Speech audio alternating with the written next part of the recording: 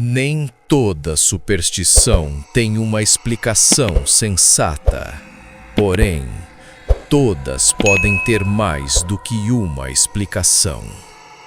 No dia 13 de agosto de 1965, o que deveria ser apenas o fim de um verão comum nas Highlands escocesas, transformou-se em um marco de horror absoluto. Duas viaturas foram acionadas para verificar o isolado acampamento de Blackwood Shore. O que os policiais encontraram ao arrombar as portas do depósito principal não apenas abalou a pequena população da cidade de Inverary, mas despertou um trauma que muitos tentavam esquecer. Assim que o xerife local entrou no recinto, o ar pareceu faltar em seus pulmões. A cena era uma réplica macabra de algo que ele mesmo tinha testemunhado naquele exato local 10 anos antes, em maio de 1955. Mas a diferença agora era o peso das evidências. A resposta para o inexplicável estava escondida em detalhes nos diários de duas jovens separadas pelo tempo. Sarah, que sofreu as trágicas consequências daquele passeio em 1955, e Betty, que viveu o horror em 1965. Diferente de 10 anos atrás, o caso de 1965 trazia algo que mudaria o curso das investigações e desafiaria a lógica militar: imagens. Graças ao sistema de monitoramento de circuito fechado em filme de 16 milímetros exigido pelo governo, o horror finalmente tinha um rosto. Enquanto os diários narravam o medo, as fitas que foram mandadas para análise urgente guardavam o registro visual de um ser que a história tentou apagar. Para entender o que o xerife encontrou em 65, precisamos ler as páginas amareladas do diário de Sarah. Elas descrevem Henry. Aos 17 anos, ele não era o típico jovem da Escócia rural. Seu quarto no acampamento era um santuário de anacronismos. Enquanto o mundo lá fora se modernizava, Henry vivia entre mapas da Terra Santa e gravuras detalhadas dos Cavaleiros Templários. 11 de maio de 1955. Henry me levou ao seu quarto hoje. Ele tem uma fixação pelo dia 13 de outubro de 1307, quando a ordem foi traída. Ele diz que o número 13 é o número da transição, não do azar. Ele guarda uma máscara de hóquei de couro. Diz que é seu elmo contra os filisteus. Henry é doce, mas vive sob o olhar de pedra de sua mãe. Ela é a zeladora do acampamento e sua fé é afiada como uma lâmina. A mãe de Henry era pilar de um fanatismo religioso asfixiante. Para ela, os estudos do filho eram heresia. Ela via a sexta-feira 13 como o dia em que o mal caminha livre e via o próprio filho como um receptáculo para esse mal. Henry tentava se proteger através de seus gatos pretos. No diário, Sarah conta que ele os chamava de guardiões de ébano. Ele acreditava que eles absorviam a energia negativa que emanava das orações raivosas de sua mãe. Mas Henry não sofria apenas em casa. Bob e Paul, os líderes do grupo naquele verão de 55, faziam de sua vida um inferno. Bob, neto de um almirante influente, sentia-se um deus. Eles não sabiam que ao humilhar Henry e ferir seus gatos, estavam disparando um gatilho na mente da mãe dele.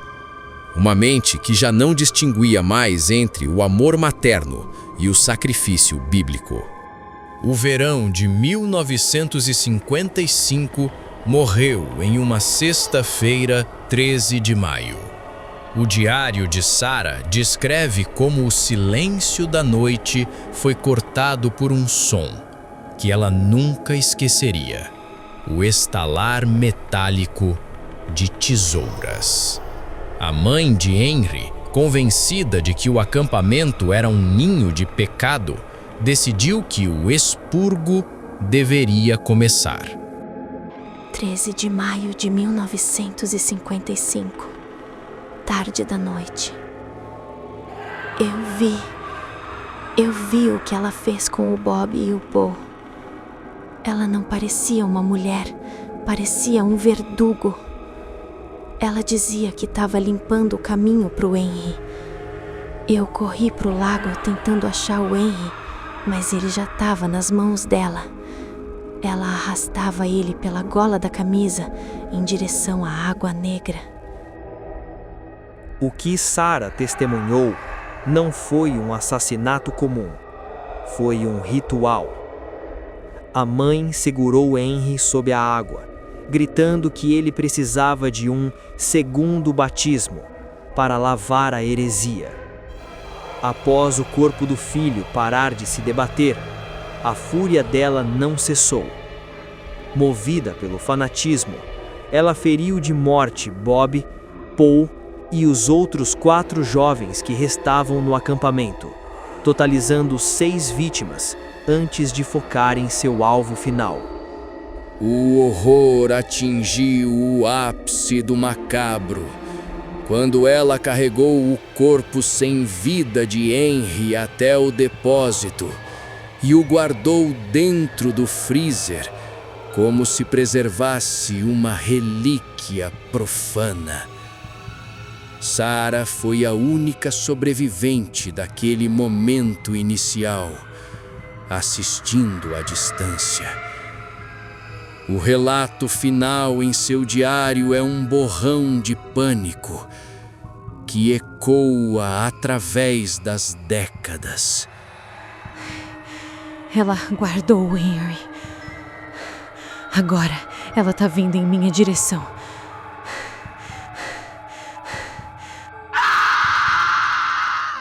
Mas o que se seguiu em 1955 não foi uma investigação convencional. Bob, uma das vítimas, era neto de um poderoso e influente almirante da Marinha Britânica, que conhecia nos círculos de defesa apenas como Almirante J.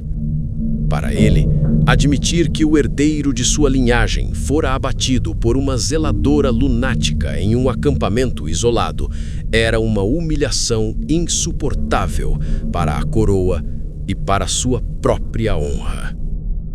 A tragédia causou danos irreversíveis ao comércio local de Inverary. O medo afastou os turistas e o acampamento, que era o pulmão econômico da região, tornou-se um mausoléu proibido. Pressionada pela falência iminente, a cidade finalmente cedeu a uma proposta ambiciosa. A empreiteira Voorhees assumiu a responsabilidade de reformar o local, prometendo apagar os vestígios do passado e transformar Blackwood Shore no acampamento mais seguro de toda a Escócia.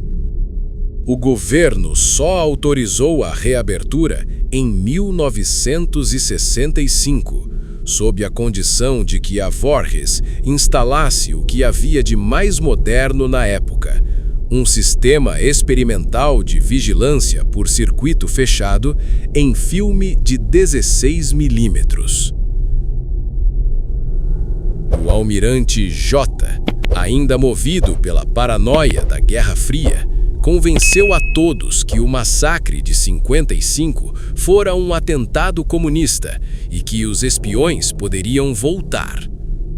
Mal sabiam eles que a segurança da Voorhees não estava vigiando sabotadores soviéticos, mas registrando o despertar de algo que o freezer de 1955 não conseguiu manter congelado. 10 anos depois, em agosto de 1965, o acampamento de Blackwood Shore estava oficialmente aberto. 7 novos jovens chegaram para o que deveria ser o verão de suas vidas, confiantes na segurança tecnológica prometida pela empreiteira Voorhees. Mas, enquanto os jovens celebravam a reabertura, algo nas profundezas da mata escocesa também despertava com o barulho dos maquinários e das vozes. A mãe de Henry nunca havia partido. Durante uma década, ela viveu em uma caverna úmida. Para ela, o barulho da reforma foi um grito de profanação. Ela invadiu o acampamento não como uma assassina comum, mas como uma guardiã. Seu primeiro destino não foram as barracas, mas o depósito. Lá, ela se certificou de que seu mausoléu permanecia intocado. Um freezer industrial, agora envolto em correntes pesadas, guardando a relíquia que ela batizou em 1955. 13 de agosto de 1965. Estamos todos aqui no depósito, presos. Uma mulher louca, com um saco na cabeça e uma lâmina enorme, invadiu o acampamento. Ela tem um andar sorrateiro, quase sobrenatural. Às vezes ela corre, mas quando olhamos de novo, ela está apenas nos espreitando, imóvel. Parece que ela nos quer aqui, como se este depósito fosse o centro de algo. Há um cheiro horrível de mofo e gelo vindo daquele freezer acorrentado atrás de nós. Eu sinto que entramos em uma armadilha e a porta é o único lugar por onde não queremos que ela entre.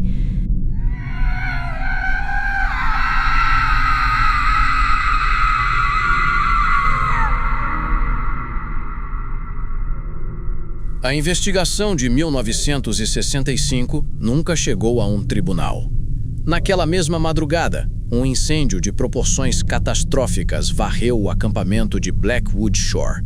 As chamas, que começaram justamente no depósito, consumiram as cabanas reformadas, os maquinários da empreiteira e qualquer vestígio biológico que pudesse explicar o que aconteceu. A cidade de Inverary entrou em pânico absoluto.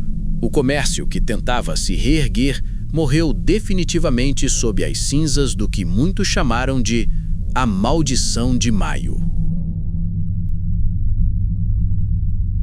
Para o governo, o incêndio foi uma conveniência sombria.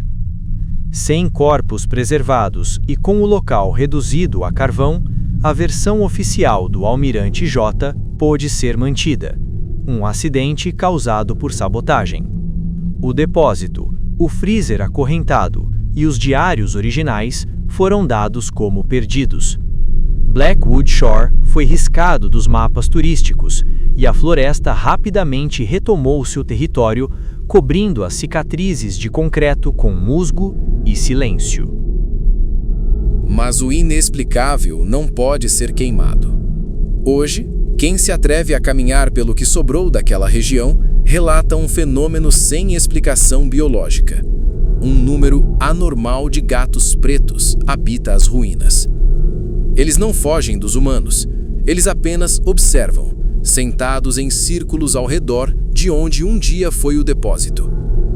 Muitos acreditam que eles são os guardiões que Henry tanto amava, protegendo o local para que ninguém mais ouse profanar o sono eterno daqueles que as águas do lago e o gelo do freezer tentaram esconder. E vocês devem estar se perguntando o que houve com as fitas das imagens captadas pelo sistema de segurança. Após o incêndio que varreu Blackwood Shore, o pouco que restou de evidência física foi prontamente confiscado. As latas contendo os rolos de 16 milímetros foram etiquetadas para serem entregues pessoalmente ao Almirante J, que, como os arquivos agora revelam, era a abreviação de Jason. As fitas, marcadas com o nome do almirante e o selo da empreiteira, viajaram sob sigilo total. Quando chegaram aos Estados Unidos em 1978, as etiquetas diziam apenas JASON e embaixo o nome da empreiteira Voorhees.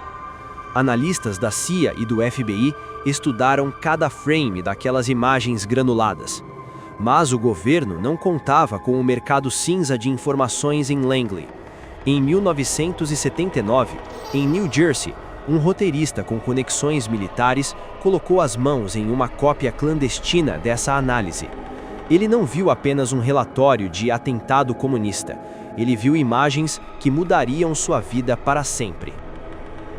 Em 1980, o cinema apresentou ao mundo uma história de vingança em um acampamento. Mas para o almirante J e para os poucos que conheciam os diários de Sarah e Betty, o filme era uma operação de limpeza psicológica. Transformar um segredo de Estado em entretenimento, para que ninguém nunca mais buscasse a verdade em Blackwood Shore. A máscara de hockey, que para Henry era um elmo de proteção contra o bullying e a loucura da mãe, tornou-se o símbolo do terror global.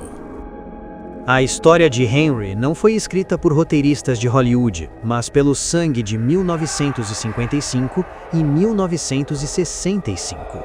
O azar da Sexta-feira 13 não vem de um calendário, mas de uma mãe que não soube aceitar a morte, e de um governo que preferiu criar uma conspiração a admitir o inexplicável.